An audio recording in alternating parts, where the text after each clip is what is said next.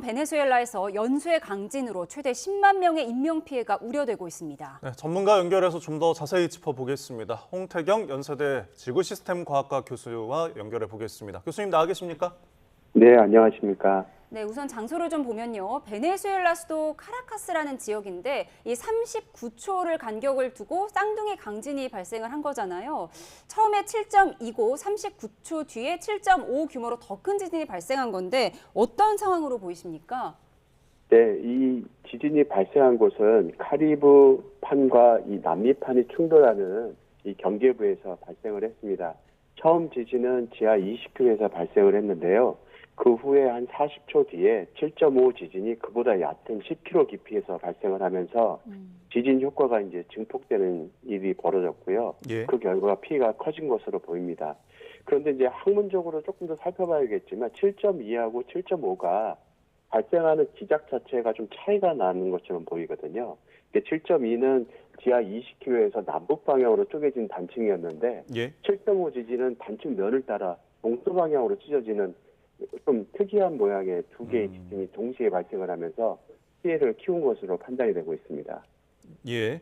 지금 그리고 수도 이 카라카스에서 160km 떨어진 곳에서 발생을 했는데 이 수도 이제 도심까지 느껴졌습니다. 이런 것도 좀 지진을 분석하는 데 도움이 될까요? 네, 이 지진 재해적인 측면에서 도시에 가까울수록 지진 피해가 늘어나는 것은 당연한 사실입니다. 예. 이 카라카스는 160km 떨어져서 그나마 다행인데요. 인구가 많은 제3의 도시 140만이 있는 그 발렌시아라고 하는 도시가 있는데 이것은 진앙지로부터 한 40km밖에 떨어지지 않았습니다.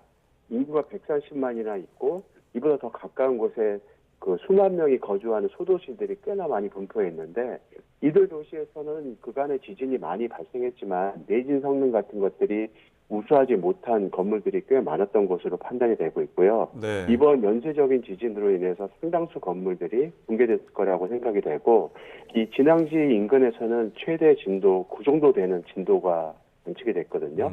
최대 진도 9면 웬만한 건물들은 다 붕괴되는 정도의 아주 심각한 지진동을 발생시킵니다. 네. 따라서 그 해당 지역에는 매몰 지역 중심으로 많은 피해가 발생을 했을 거라고 예상이 됩니다.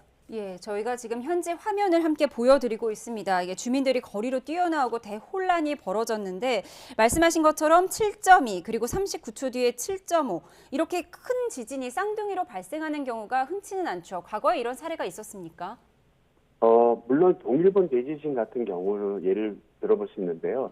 동일본 대지진은 규모 9.1이나 되는 큰 지진이 발생하기 이틀 전에 예.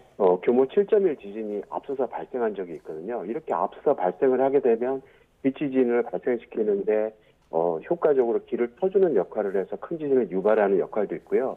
우리나라 경주 지진을 보면은 경주 지진 5.8 지진이 발생하기 전에 그에 앞서 40분 전에 규모 5.1 지진이 또 앞서서 발생하기도 합니다. 예. 그래서 큰 지진이 발생하기 전에 또 다른 지진이 앞서 발생하거나 이어서 발생하는 것들은 그리 이례적인 현상은 아닌데요.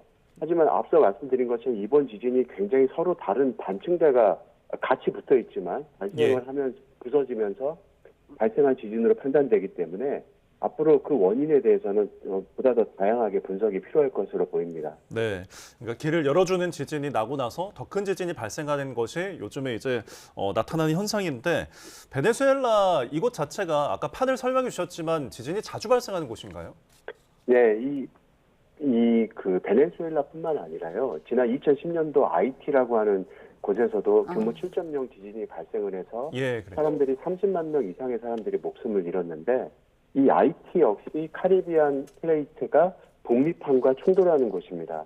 이것은 이제 북미판이 카리브판 북쪽에 위치해 있는데 바로 그 경계부에 아이티가 위치해 있었고 지난 2010년도에 규모 7.0 지진이 발생을 했거든요. 이번 그 베네수엘라 위치는 카리브판과 남미판이 충돌하는 그 카리브판의 남쪽 경계부에 해당되는 곳입니다. 예. 이곳에서는 큰 지진들이 지금까지 여러 차례 발생을 했었고요. 역사적으로 수차례 지진이 발생한 기록들이 있습니다.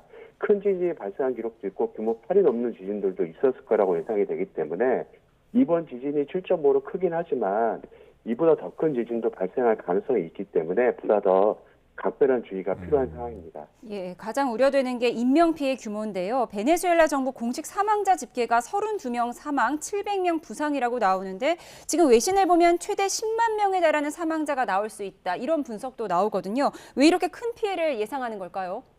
네, 이 진앙지 인근에서 앞서 말씀드린 것처럼 큰 지진동이 관측이 됐는데 이 진앙지에서부터 한 20km 이내에 인구 6만에서 5만 정도 되는 도시들이 꽤나 많이 분포되어 있습니다. 네. 이 도시들은 진도 8 이상의 큰 지진동을 겪었기 때문에 많은 건물들이 매몰됐을 거라고 생각이 되고요.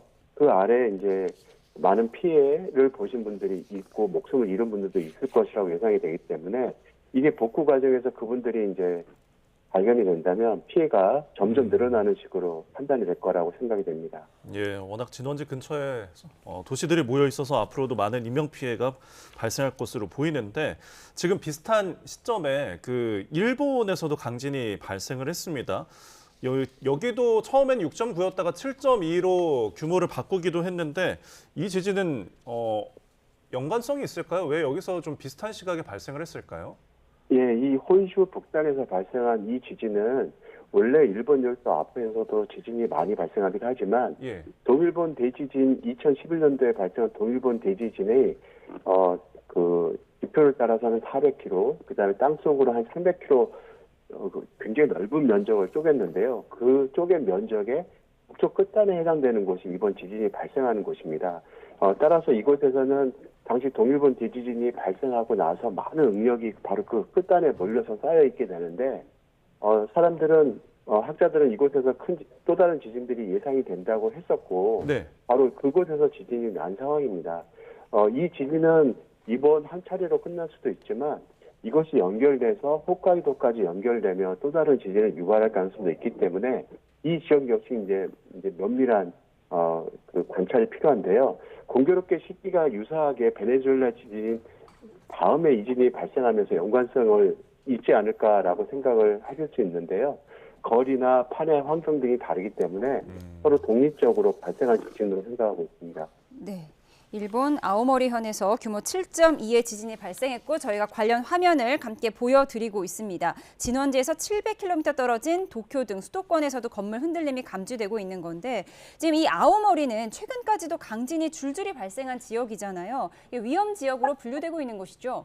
네, 앞서 말씀드린 것처럼 동일본 대지진 이후에 많은 응력이 바로 채 부서지지 않은 그 경계부의 끝단에 쌓여 있던 상황이었습니다. 그래서 또 다른 지진들이 유발될 가능성이 컸고 규모 7.2 지진이 발생하기 전 지금까지도 크고 작은 지진들이 계속 발생해 오고 있었거든요. 그래서 이번 지진까지 연결이 됐는데 이 지진 이후로 여진이 연결될 수도 있고 앞서 또 설명드린 것처럼 동일본 대지진이 발생하기 이틀 전에 규모 7.1 지진이 발생한 사례가 있듯이 예. 이게 또 다른 큰 지진을 발생시키는데 길을 열어주는 역할을 할 수도 있기 때문에 네. 면밀하게 관찰이 필요합니다. 네. 계속 일본에서는 대지진에 대한 우려가 나오고 있기 때문에 작은 지진도 이렇게 좀 조심을 해야 될 것으로 보이는데 과연 이제 우리나라 옆 나라에서 일어나는 지진은 가깝기 때문에 우리도 걱정할 수밖에 없거든요. 우리나라의 영향성은 좀 어떻게 바라보십니까? 네, 동일본 대지진은 여러 가지로 우리나라에 여파를 미쳤습니다. 2011년도 동일본 대지진이 발생하면서 한반도가 일본 열도로 끌려가는 일이 발생하게 되고 한반도에 이게 지진 발생 빈도가 크게 증가하는 일이 벌어지고 그 여파로 경주 지진, 포항 지진 등이 연이어서 발생을 했거든요. 그 여파가 이제는 점점 이제 서서히 가라앉고 있던 차였는데요. 최근 들어서는 난카이 해곡이라고 해서 한반도와 보다 더 가까운 곳에서 지진 위험도가 증가하고 있는 상황인데 네. 이곳에서 지진이 발생하지 않을까 걱정하고 또 다른 피해를 일으킬까 우려하던 상황이었습니다. 이러던 차에 이 혼슈에서 또 다른 지진이 발생을 했기 때문에 여기서 이게 또 큰 지진이 발생한다면 동일본 대지진과 유사한 효과가 또 발생시킬 수 있으므로 우리나라도 이제 남일이라고 할 수는 없는 상황입니다. 네, 베네수엘라와 일본에서 비슷한 시기에 비슷한 규모 지진이 발생해서 저희가 좀 분석해드리고 있습니다. 이 베네수엘라 피해 지역에는 철근 보강이 안 된 벽돌이나 흙벽돌 건물도 많아서 좀 피해가 커지고 있는 것 같은데요. 지금 여진 가능성도 우려되는 상황 아니겠습니까? 네, 여진이 걱정스러운 대목입니다. 그런데 이제 여진이 규모가 얼마큼 될 것이냐는 사실 본진 규모에 많이 달려 있거든요.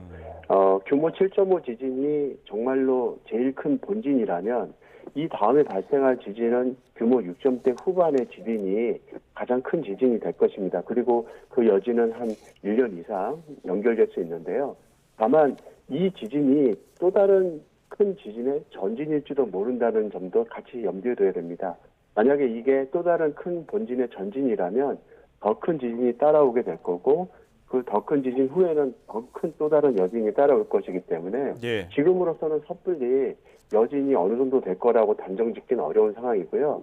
특히 이 베네수엘라 지역 같은 경우에는 말씀하신 것처럼 그 내진 성능이 우수하지 못한 건축물들이 꽤 많은 상황이기 때문에 연이어서 발생하는 여진이 그렇지 않아도 이 7.2, 7.5로 인해서 균열이나 붕괴 직전에 도달한 건물들이 있을 텐데 여진이 발생하면서 그 건물들에 추가적인 영향을 줘서 붕괴로 이어질 수 있기 때문에 보다 더 그 면밀한 그 주의가 필요한 상황입니다.